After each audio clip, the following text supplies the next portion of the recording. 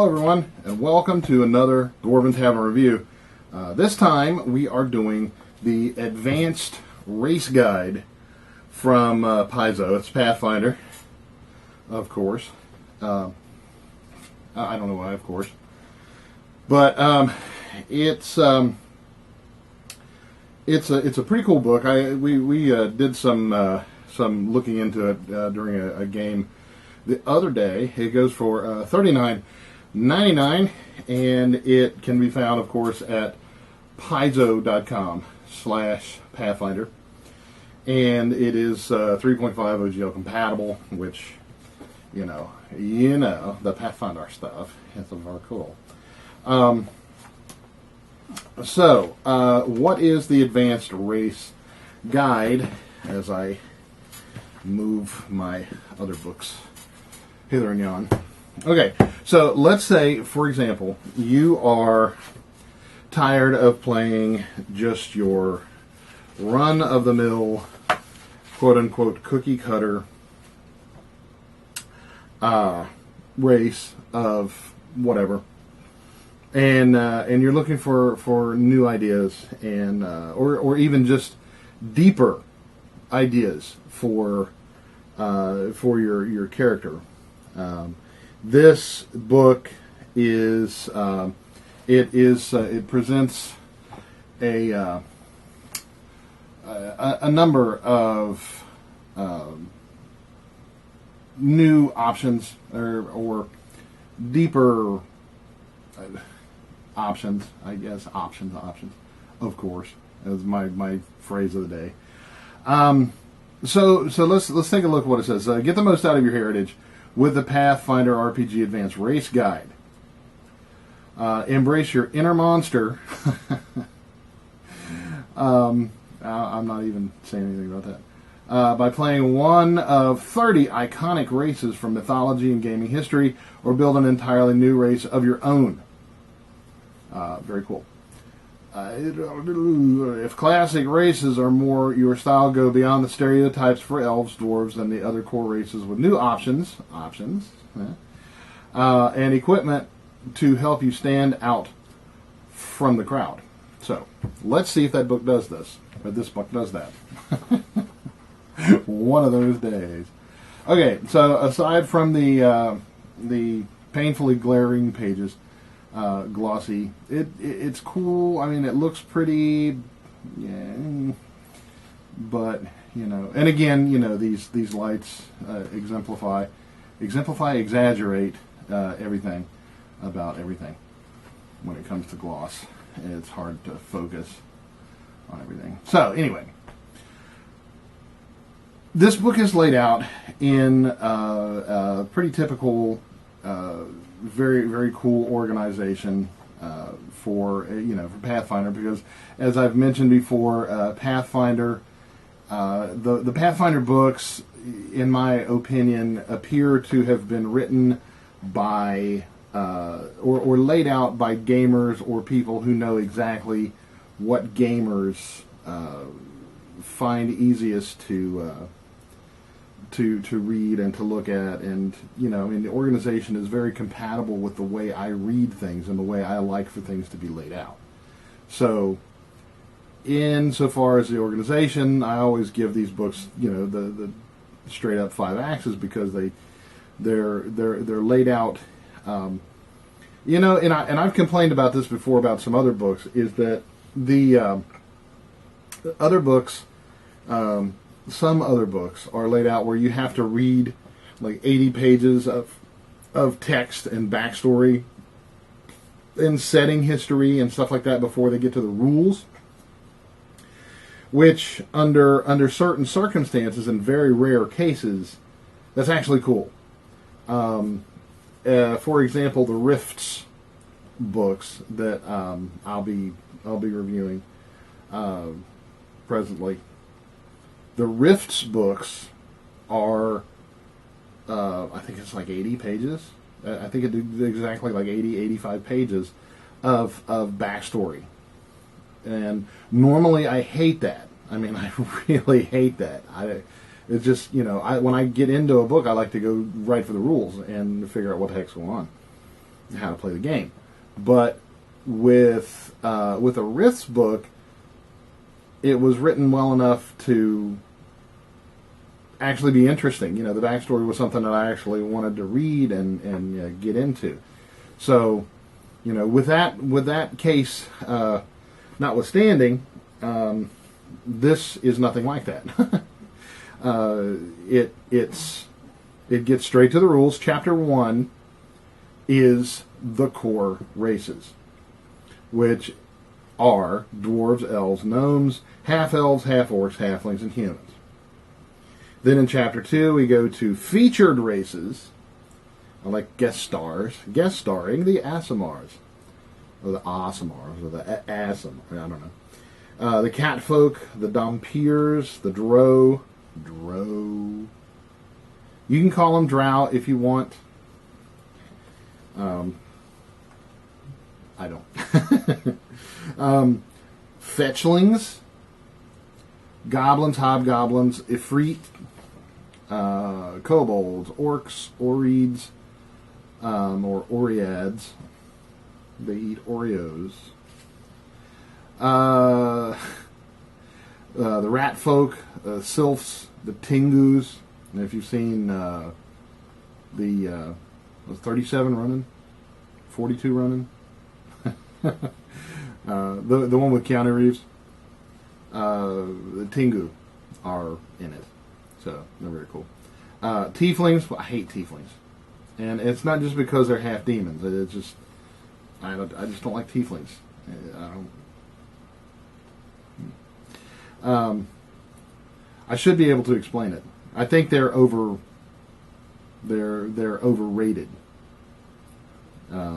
It was just like that glut of people who wanted to play vampires after Twilight came out. Yeah, those aren't vampires anyway. The Twilight vampires are fae, and they're fae. They traditional vampires. Yeah, that's another story. But fae, the fae. There are fae that drink blood, like red caps. You ever heard of red caps?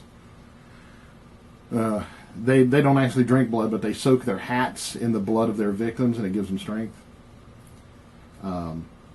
Well, that's fae.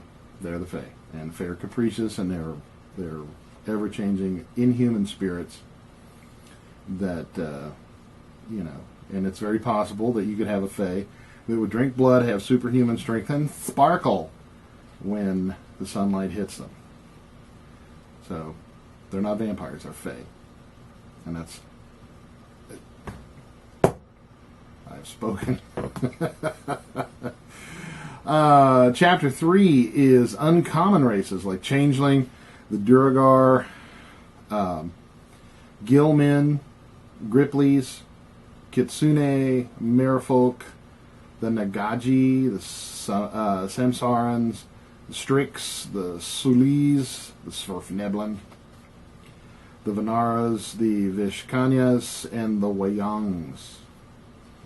Okay. Then, Chapter 4, we go into race building, which is race example, creating a new race, the step 1, 2, and 3, which is concept, racial qualities, and traits, and core race examples and expanded race examples. And then the appendix, which is age, height, and weight, and spells.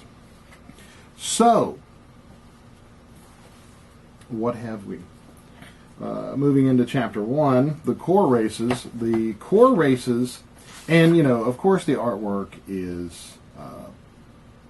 it's super. I mean, they don't spare any expense on cool art. So it's like, I don't like, and I've said it before, I don't like anyone resting on their laurels, right? I once had an author who messaged me and said, "You didn't mention my name in the book." And it's like, well, what's the problem? Well, I want everybody to know who wrote it. And it's like, well, I don't mention authors or artists or anything by name generally. Sometimes I do if if it's, if the stuff is already good, then I will mention who did it sometimes. But I will not say it's good because so-and-so did it. Because it doesn't have to be good. I mean, okay, let's take, for example, Wayne Reynolds, right? Artist of, all the Pathfinder books. I like a lot of his art. There's a few of his stylistic choices that I don't care for, like, sometimes I think that he doesn't exactly get the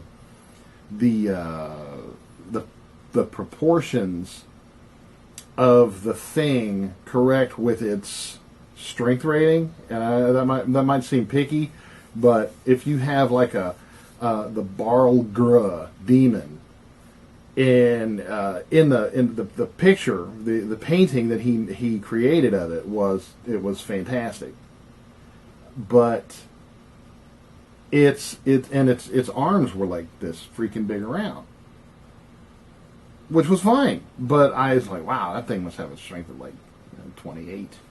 And I looked and said it had a strength of 19. And it's like, okay, they're like 8 feet tall. They have a strength of 19, and their arms are this big around. They must be flabby. And then he does teeth funny to me, but other than that, Wayne Reynolds is a consistently good artist. If I see the art in here that looks like it's his and it's good, I'll say, oh, this is a good piece by Wayne Reynolds. Because every time an artist puts their stuff out there, and being a musician, I've done this before. Every time, and for these videos, every time I put myself out there, I am putting my name on the plate to be dissected and judged, even though you're not supposed to. But we all do, so get over it. However, I don't believe in resting on one's laurels, and I told the author, I said, if you want me to judge your writing, if you want me to critique your writing, I am qualified. I do have a degree in English, and if you want me to critique your stuff, I am qualified. So let's have it, and I'll do it, and I'll mention you specifically. But otherwise, I was judging the book, and the book has to stand on its own. It has to stand on its own merit, or, And then that way, if it's a crappy book, then, no names were mentioned. And so it's kind of a double-edged sword there. Some of it in your favor, if you're an author. However, I'm not going to say, so-and-so wrote it, so it has to be good. No, it doesn't. It doesn't have to. And like I said in the last video, when I was doing the Occult Adventures review, M. Night Shyamalan, my ding dong, is a prime example of that, because his stuff is a freaking crapshoot, and it's not just like if you roll a 7.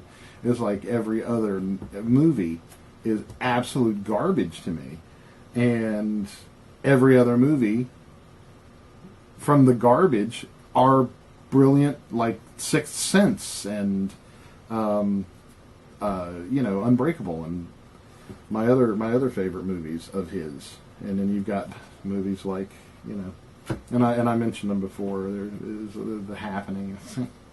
I wish it wasn't happening, because the concept was cool, but it was just done so wrong. But anyway, that is neither here nor there.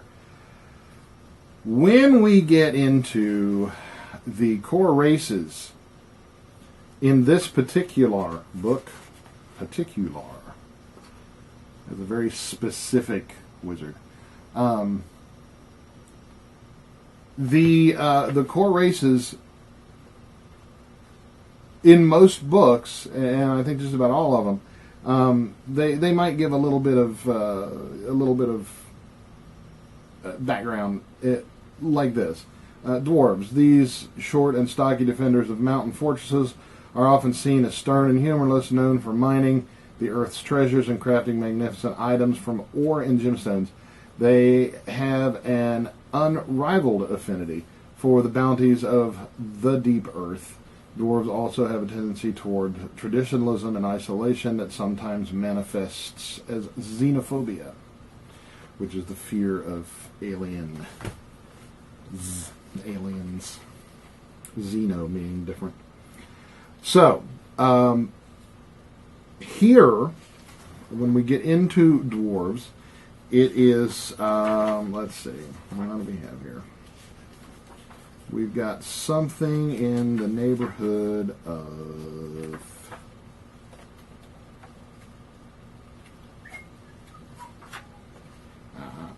from page 10 to page 19. So that's 9 full pages, it seems, of Dwarven lore. Physical description, society, relations, alignment, and religion, adventurers, I'll try and say that like a human, adventurers, male names, female name examples, alternate racial rules, such as ancient enmity, craftsman, deep warrior, and deep warrior as in, I don't know if I should have hit him quite so hard. Philosophically, that's not what this is. They grew up facing the abominations that live deep within the surface, or below the surface. Lore keeper, the glare.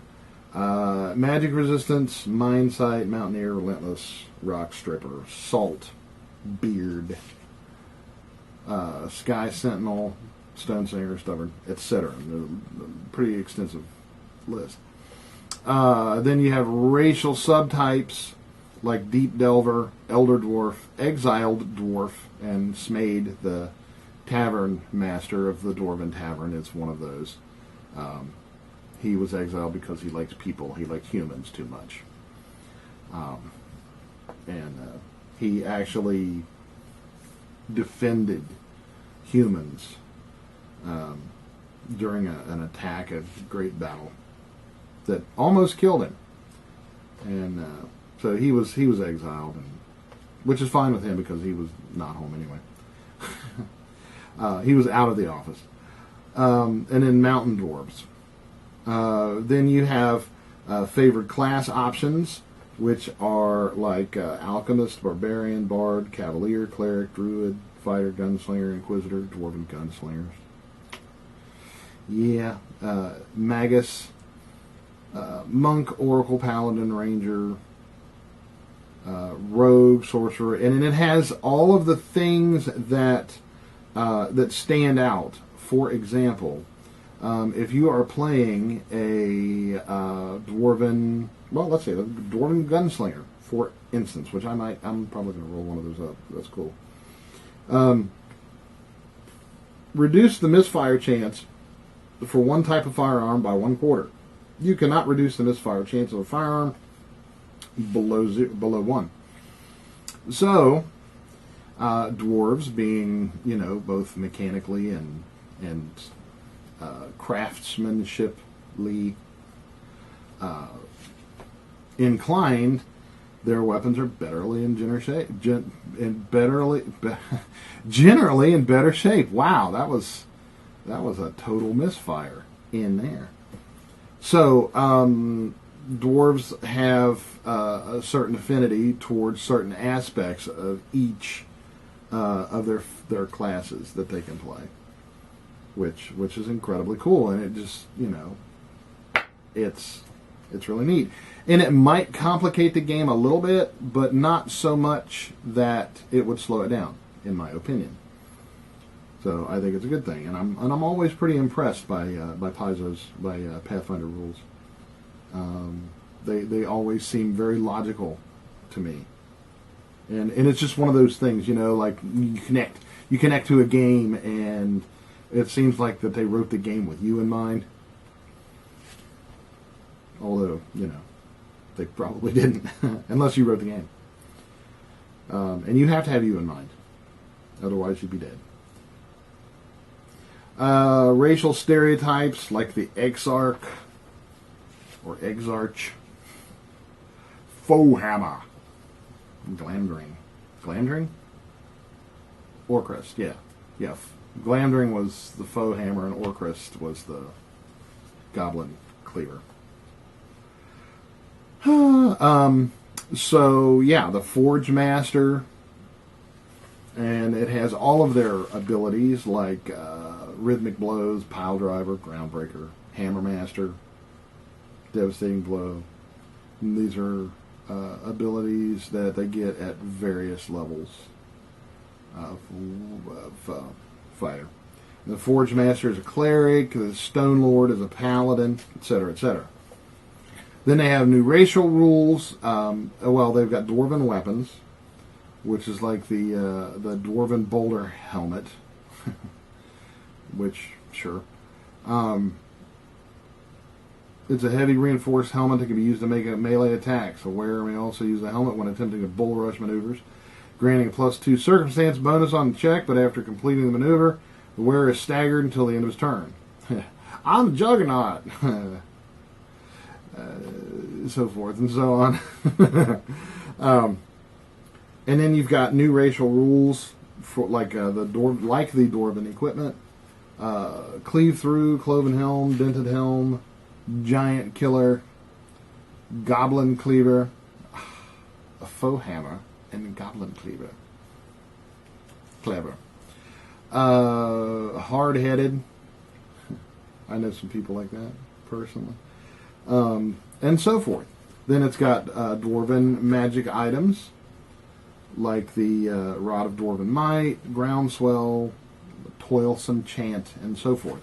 So, each of the races have the same number, the same array of specifics that give you the ability to completely customize your character.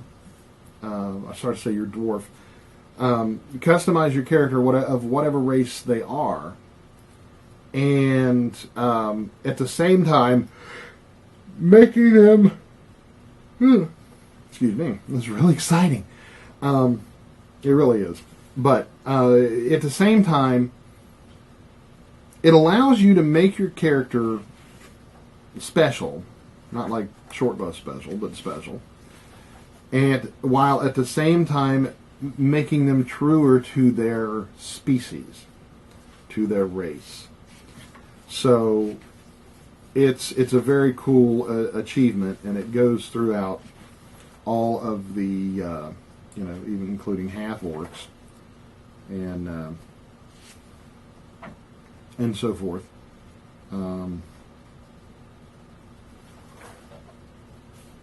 And it just really helps to define your character based on their race. Now they've done a lot with classes to this point.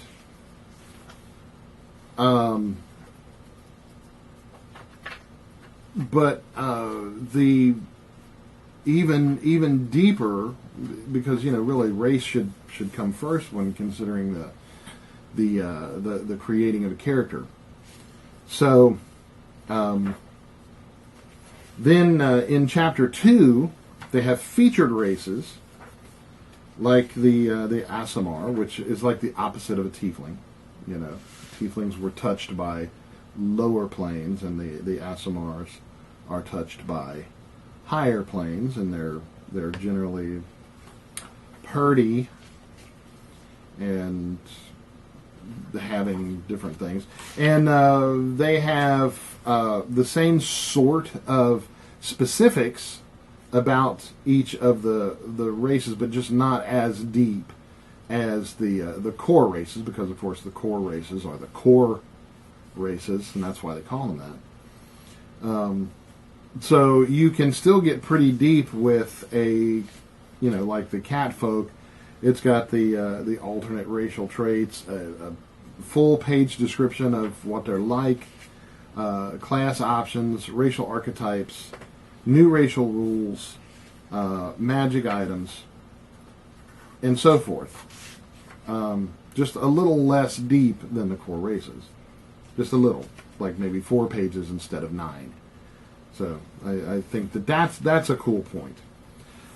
So when in our next video, I will go even deeper into the remaining chapters, and we'll go from there. It's a very good book. Again, the book is called The Advanced Race Guide from Paizo with the Pathfinder.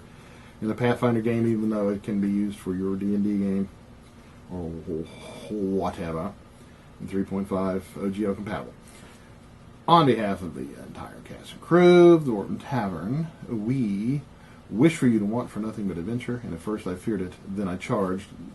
Don't forget to come back to our next video where we will continue this book, and don't forget to find them at paizo.com/Pathfinder, and give it a shout. Whatever. You can click on it and shout at it. That will accomplish nothing except making you feel silly. But the guy on the YouTube video said to shout. And so don't forget to look us up at dwarventavern.net, and of course all that good stuff. And thanks for watching, and we'll see you in the next video.